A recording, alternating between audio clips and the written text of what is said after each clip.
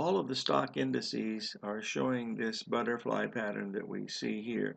We've had the 1.618 expansion. This is going back 2 weeks to the 18th of January. The move down, the move up, all of those are showing the same thing. Now what we're going to look at is one of these each at a time. Now here's the New York Stock Exchange Index. Now this is the one that they use for the hedge funds and mutual funds to get their values for their hedge funds and stuff that they have. But you'll notice that we're not quite at the 61% retracement here from the high. If we look at the previous high that we had in here, you'll notice that, got to get this up here so that it'll work. Hold on one second. There we go.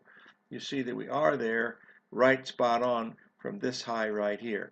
If we look at this on a really short-term basis, and it's hard to see because this is too small, you don't really get to see that beautiful pattern that we have in all those, but it is there. It's just hard to see because the swings are so very, very minute when we look at this.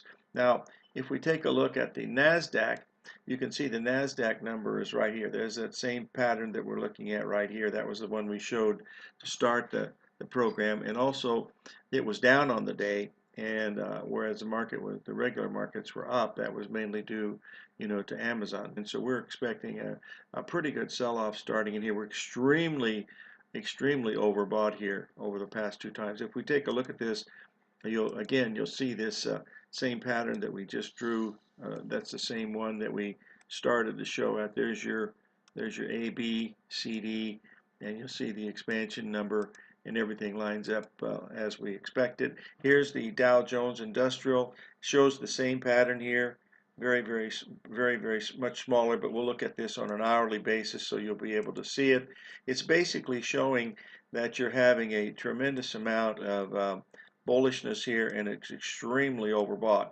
There's the number that we're looking at right up in here, so we're in that area. Anything above 25,200 points higher would probably say this thing is probably wrong, but that's what it looks like right now. And finally, we'll take a look at the E-mini S&P, and you can see here's where we are with the same thing. This is that same pattern that we're looking at.